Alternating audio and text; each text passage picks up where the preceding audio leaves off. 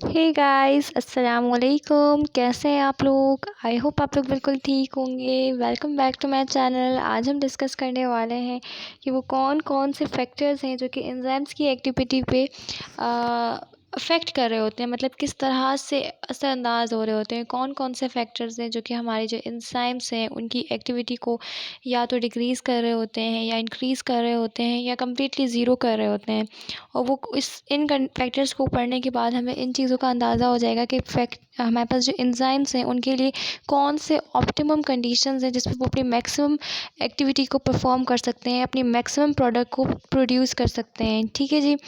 So factors affecting the activity of an enzyme in nature, organisms adjust the condition of their enzymes to produce an optimum rate of reaction।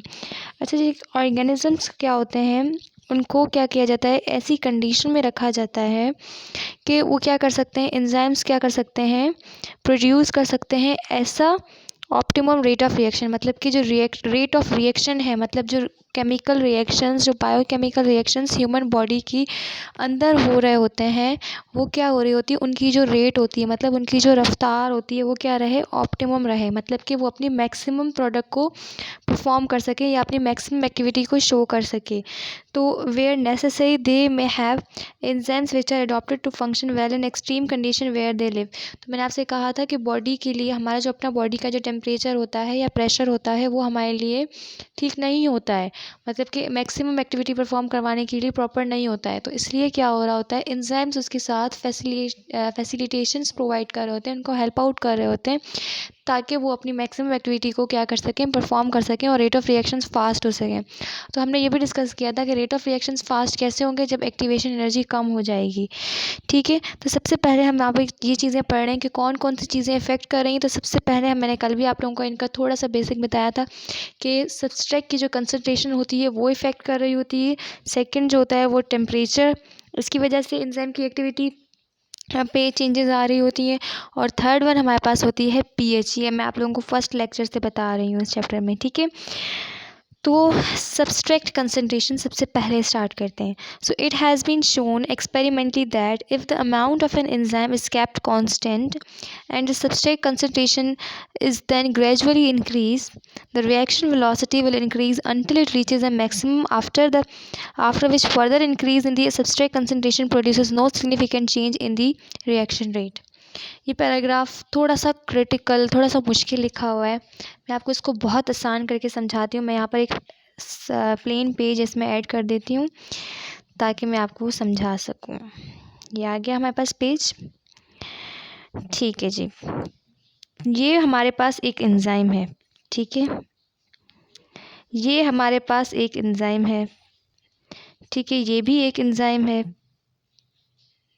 ये भी एक enzyme है और ये भी एक enzyme है। तो 6 एंजाइम मैंने टोटल यहाँ पे बना लिए हैं। ठीक है। अब सब्सट्रैक्ट क्या होता है या रिएक्टेंट क्या होता है जो आके इस एंजाइम की एक्टिव साइट पे आके क्या होता है, अटैच होता है। ठीक है। ऐसे ही मैंने बोला था आप लोगों से और आप लोगों ने ऐसे ही याद किया था। अब देखें क्या है, अगर मेरे पास क्या है, एक सब्सट्रैक्ट है तो एक एंजाइम अपना काम करेगा। अगर मेरे पास 2 सब्सट्रैक्ट हैं तो 2 एंजाइम्स अपना काम करेंगे। तो मतलब जैसे जैसे मैं क्या करूँगी, एक सब्सट्रैक्ट की कंसंट्रेशन को इंक्रीज़ करती जाऊँगी। मतलब सब्सट्रैक्ट क्या होंगे, 2 से 3 हो गए, 3 से 4 हो गए, 4 से 5 हो गए।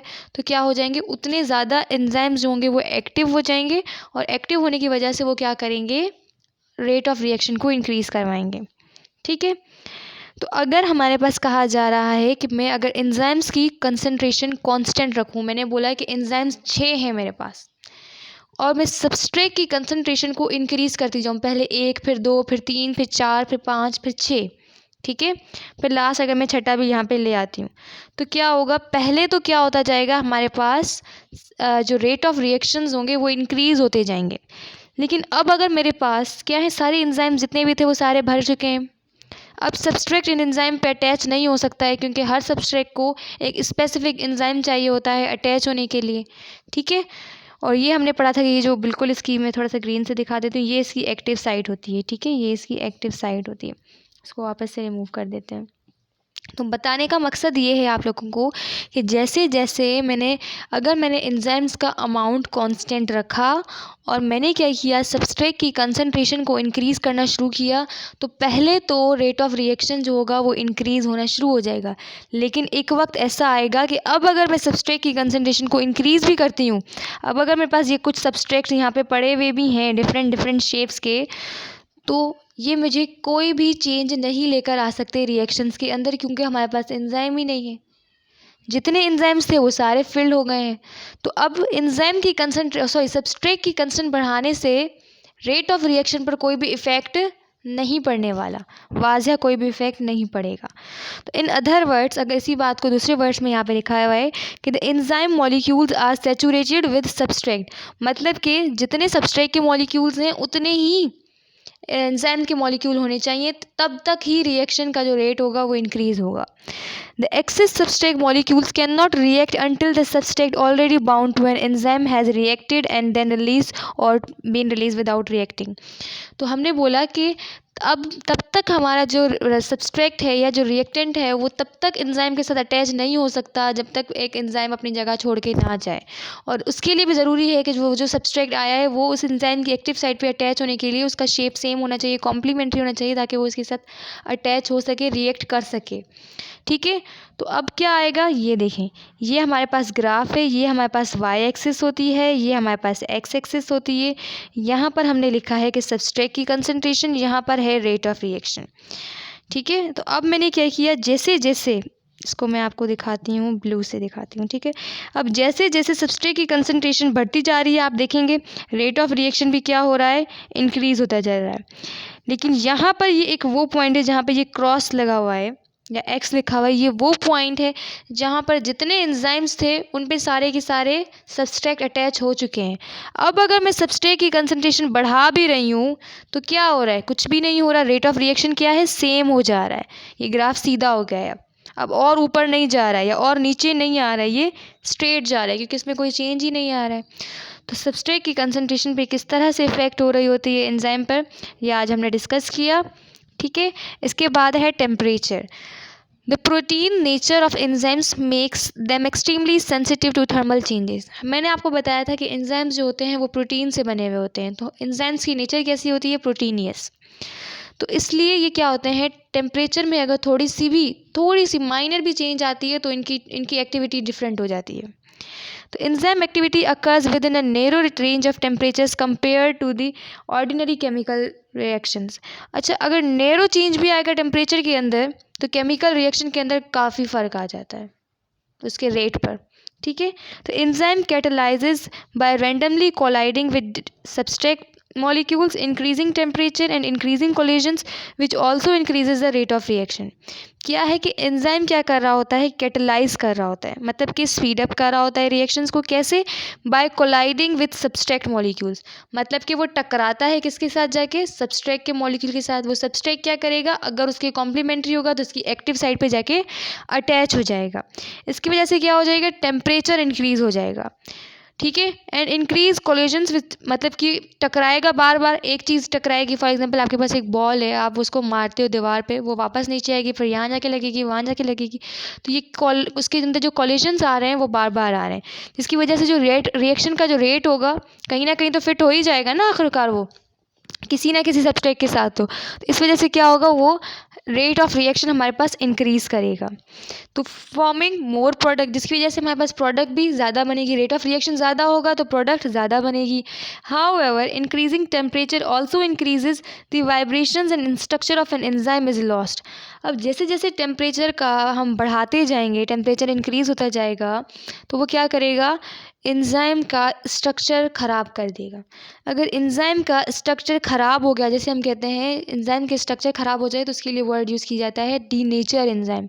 मतलब उसकी जो नेचर थी वो क्या थी, एक थी सिंपल सी थी, उसका कोई ना कोई एक स्पेसिफिक एक्टिव साइट लगी हुई थी उसके पास, एक पर्टिकुलर उसके पास शेप था, उसका कॉम्प्लीमेंट्री सबस्ट्रेट ही वहाँ पर आके अटैच हो सकता था।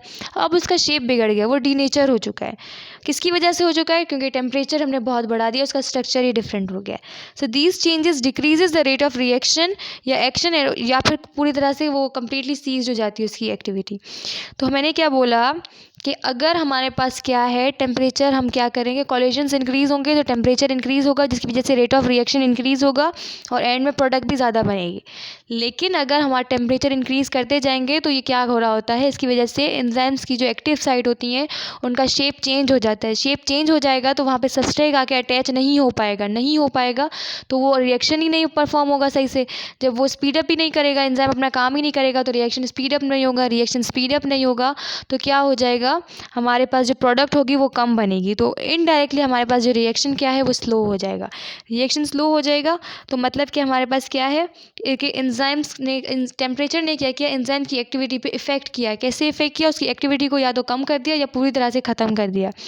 इन समराइज अगर हम बात करें या इन समरी अगर हम बात करें, as temperature increases initially the rate of reaction will increases. जैसे हम टेम्परेचर को बढ़ाते हैं, पहले तो टेम्परेचर क्या करेगा, इंक्रीज़ होना शुरू होगा। तो क्या होगा, पहले हमारे पास रेट ऑफ रिएक्शन भी इंक्रीज़ हो जाएगा, मतलब कि रिएक्शन की रफ्तार भी इंक्रीज़ हो जाएगी because of increase kinetic energy, क्योंकि उनकी जो मोशन करने की, उन मॉलिक्यूल्स की जो मोशन करने की जो वो है एबिलिटी है वो इंक्रीज़ हो जाएगी। कैसे इंक्रीज़ हो जाएगी, क्योंकि वो एक मॉलिक्यूल दूसरे मॉलिक्यूल के साथ कोलाइड करेगा और उन कोलिजन्स की वजह से क्या हो जाएगा, एंजाइम सबस्ट्रेट के साथ अटैच हो जाएगा। However the effect of bond breaking will becomes greater, इसलिए इनके दरम्यान में जो बॉन्ड्स होती हैं, ठीक है, वो क्या हो जाएंगी, टूटना उनके लिए ज़्यादा स्टार्ट हो जाएंगी। ज़्यादा से ज़्यादा जैसे जैसे होती जाएंगी तो क्या होता जाएगा, रेट ऑफ रिएक्शन जो होता जाएगा वो कम होता जाएगा। और रेट ऑफ रिएक्शन कम कैसे होगा, कि उनका जो स्ट्रक्चर होगा वो चेंज हो जाएगा, तो सबस्ट्रेट क्या होगा, उसके साथ एंजाइम के साथ अटैच ही नहीं हो पाएगा। अब इसका आपने ग्राफ गौर से देखना है। ये हमारे पास है एक्स एक्सिस, ये हमारे पास है वाई एक्सिस, ठीक है। ये आपको 0, 10, 20, 30, 40, 50, 60 ये आपको टेम्परेचर दिए गए हैं। ह्यूमन का जो ऑप्टिमम बॉडी टेम्परेचर होता है या जिस पे मैक्सिमम एक्टिविटी एंजाइम्स अपनी परफॉर्म करते हैं वो हमारे पास होता है 37 डिग्री सेंटीग्रेड। और ये क्या है, यहाँ पे रेट ऑफ रिएक्शन को शो कर रहा है। अब मैं इसका कलर चेंज कर लेती हूँ ताकि आपको मैं दिखा सकूँ इसको। अब देखें, टेम्परेचर इंक्रीज़ किया, 0 से हमने 10 तक आए, ठीक है, ये 10 तक आए हम, सही है, इतना हम 10 तक आए। तो रेट ऑफ रिएक्शन भी क्या हुआ है, यहाँ से इंक्रीज़ हुआ है, यहाँ तक ऊपर भी तो आए हम, ठीक है। फिर क्या हुआ, जैसे ही हमने रेट ऑफ रिएक्शन को 20 किया, सॉरी टेम्परेचर को 20 किया, रेट ऑफ रिएक्शन इंक्रीज़ हो गया, ये देखें इंक्रीज़ हो गया। जब हम 37 डिग्री सेंटीग्रेड पर आए तो रेट ऑफ रिएक्शन क्या हो गया, हमारे पास अपनी मैक्सिमम एक्टिविटी परफॉर्म कर रहा है। फिर 37 से ज़्यादा हमने टेम्परेचर करना जैसे ही शुरू किया तो रेट ऑफ रिएक्शन वापस से कम होता गया, 60 पर आके उसकी एक्टिविटी बिल्कुल ख़त्म हो गई। तो हमने देखा कि जैसे 0 से हम टेम्परेचर को बढ़ाते हुए आ रहे थे 37 डिग्री सेंटीग्रेड तक, जैसे जैसे हमने टेम्परेचर को बढ़ाया रेट ऑफ रिएक्शन इंक्रीज़ हुआ हमारा, ठीक है। लेकिन 37 डिग्री सेंटीग्रेड के बाद जहाँ पर वो अपनी मैक्सिमम एक्टिविटी को परफॉर्म कर रहा है, उससे जितना जितना हमने टेम्परेचर को इंक्रीज़ करना शुरू हुआ तो एंजाइम्स डीनेचर होना शुरू हो गए, उनका जो स्ट्रक्चर था वो चेंज होना शुरू हो गया, वहाँ पे सब्सट्रेट अब बाइंड ही नहीं कर पा रहा है, उनकी बॉन्ड्स टूटना शुरू हो गई हैं, ठीक है। तो क्या हो गया, हमारे पास टेम्परेचर जैसे जैसे हम 37 डिग्री के बाद 60 डिग्री तक जितना भी हमने बढ़ाया, हमारा टेम्परेचर कम होता गया, सॉरी हमारा रेट ऑफ रिएक्शन कम होता गया और फाइनली आके वो क्या हो गया, या तो कम्प्लीटली सीज्ड हो गया या उसने अपनी एक्टिविटी को कम कर दिया, ठीक है जी। उसके बाद है लास्ट वन पीएच। अब पीएच किस तरह से इफ़ेक्ट कर रही होती है हमारे पास एंजाइम की एक्टिविटी पर। तो enzymes are also sensitive to pH due to their own protein nature, इनकी प्रोटीन की नेचर है, इसलिए पीएच पावर ऑफ हाइड्रोजन जो होती है वो इन पे बहुत ज़्यादा इफेक्ट कर रही होती है। माइनर सा चेंज भी आएगा, नैरो चेंज भी आएगा पीएच के अंदर, तो एंजाइम्स की एक्टिविटी चेंज हो जाती है। So all enzymes work at their maximum rate at narrow range of pH, मतलब कि अगर उनको मैक्सिमम वर्क परफॉर्म करना है एंजाइम्स को तो एक बहुत पर्टिकुलर एक स्पेसिफिक पीएच होती है उसी पर ही वो काम करेंगे। अगर उसमें नैरो चेंज भी आएगा तो वो अपनी एक्टिविटी परफॉर्म नहीं करेंगे।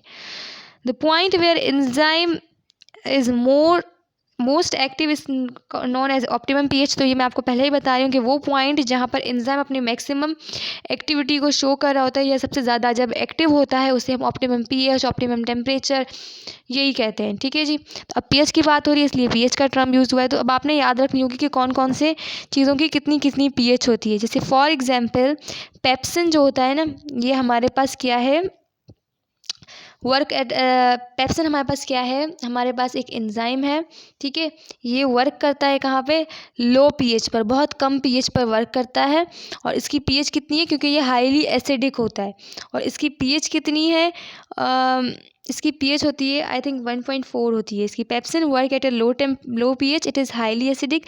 वाइल ट्रिप्सिन हमारे पास दूसरा जो होता है वो हमारे पास एंजाइम है, ये भी हमारे पास क्या करता है, ये हाई पीएच पे काम करता है और ये बेसिक होता है। और इसकी जो पीएच होती है वो 7.4 होती है। अगर स्मॉल चेंज भी आएगा, इस पीएच से बिलो या अबव जाएंगे तो ये अपनी ऑप्टिमम कंडीशन में नहीं रहेगा और क्या आ जाएगा, परमानेंटली चेंज आ जाएगा उस एंजाइम के अंदर।